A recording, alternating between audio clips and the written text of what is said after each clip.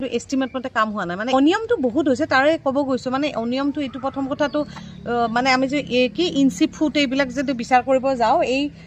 ড্ৰেইনটো হেমতে হোৱা নাই তলৰ গুটেই যেটো আন্তঃগাঁথনি ন তাত যেটো মানে সিস্টেম হ'ব লাগিছিল হেতু হোৱা নাই মানে তাত গুটেখিনি বুকাই হয় এতিয়াও কাৰণ ইয়াৰ পৰা কি হ'ব ক্ষতি কি হ'ব আমাৰ এইটো অলপ যদি তুমি দেখুৱাই দিয়া এইটো সাইডে গুটেই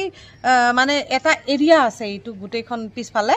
এই এৰিয়াটোত তাৰ মানে গুটেখিনি পানী হ'ব কিয়নো ইফালে কোনো ড্ৰেইনৰ সিস্টেম নাই আৰু ইয়াৰ পৰা ড্ৰেইনটো বনাইছে যদিও ইয়াৰ পৰা এই যে ড্ৰেইনত পানী যাব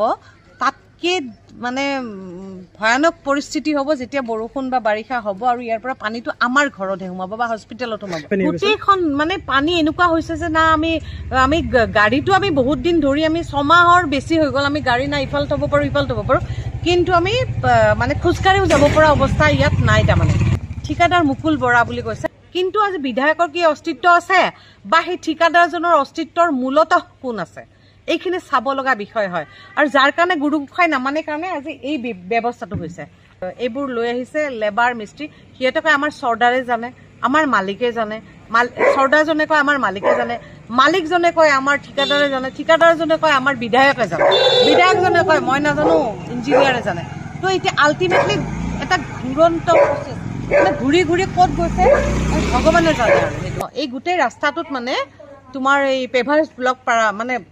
হে ব্লক পাৰা ৰাস্তা আছে না এটা ব্লকো নাই সব ট্ৰেক্টৰে দি উঠাই লৈ গৈছে ইনফেক্ট এই যে নালাটো খান্দিছে ইয়াৰ মাটিবিলাক ওলাইছে সেইবিলাকো লৈ গৈছে মানে ট্ৰেক্টৰত লৈ গৈছে কৈছে যে আমাৰ ঠিকাদাৰে লৈ গৈছে গোটেই ৰাস্তাটোৰ এটা সাইডহে হিয়তে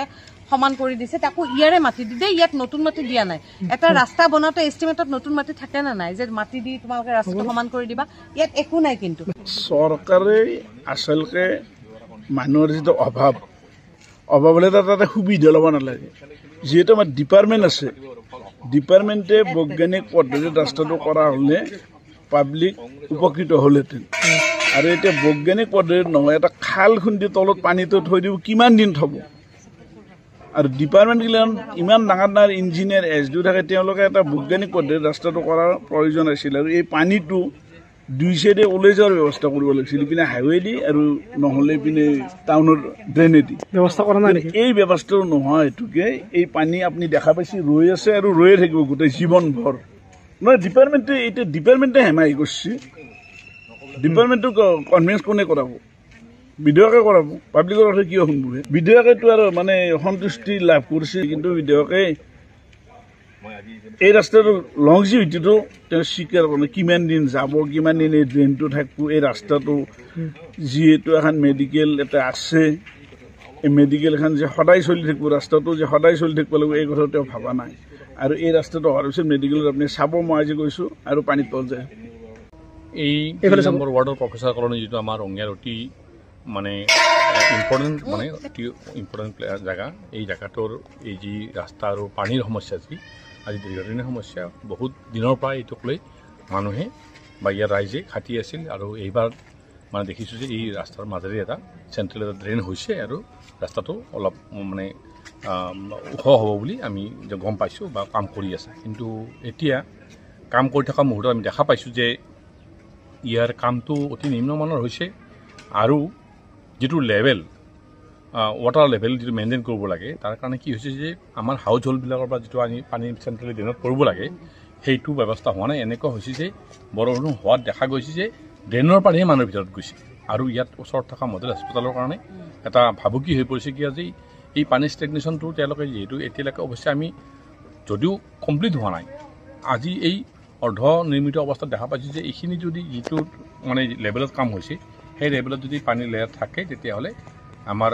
মডেল হস্পিটেলত ডুব যাব আৰু প্ৰত্যেক ঘৰ মানুহৰ পৰা পানী এই ড্ৰেইনেজ কৰি লৈ গৈ আমাক ইয়াৰ পৰা উলিয়াই দিব লাগিছিল সেইটো কাম কৰিব নোৱাৰি আৰু এই চৰকাৰী পইচাৰ মানে ৰাজহুৱা পইচা খৰচ হ'ব আৰু ৰাইজে পুনঃ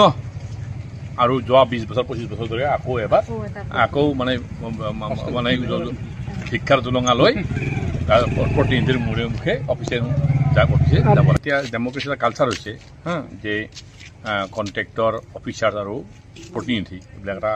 পেক এটা গ্ৰুপ হয় আৰু সেই গ্ৰুপতে কাম হয় তেওঁলোকে কাম পায় তেওঁলোকে কাম কৰে আৰু তেওঁলোকে বিল বনায় এই কথাত তাক সেইবিলাক অপ'জ কৰিলেতো দেখিছোঁ আমি বঙাইগাঁৱত ঘটনা হৈ গৈছে যদি চাম বুলি যিজন ইঞ্জিনিয়াৰে মানে ছুইচাইড কৰিলে ইভেন মানে এই প্ৰেছাৰ কাৰণে পলিটিকেল আৰু হায়াৰ অফিচাৰৰ প্ৰেছাৰ কাৰণে অফিচাৰে গেজেটেড অফিচাৰে এজন ছুইচাইড কৰা অৱস্থা অসমত আজিৰ দিনটোত হৈছে গতিকে ইয়াত আপুনি নহয় বুলি ক'ব নোৱাৰে স্থানীয় ৰাইজে যে ভুল এইটো ক'ব নোৱাৰে যে কামটো যে ঠিকাদাৰ বা অফিচিয়েলে জনপ্ৰতিনিধিৰ হেঁচাত বা খাতিৰত যে কাম হ'ব পাৰে এইটো নোহোৱা কথা নহয় এইটো হ'ব পৰা কথা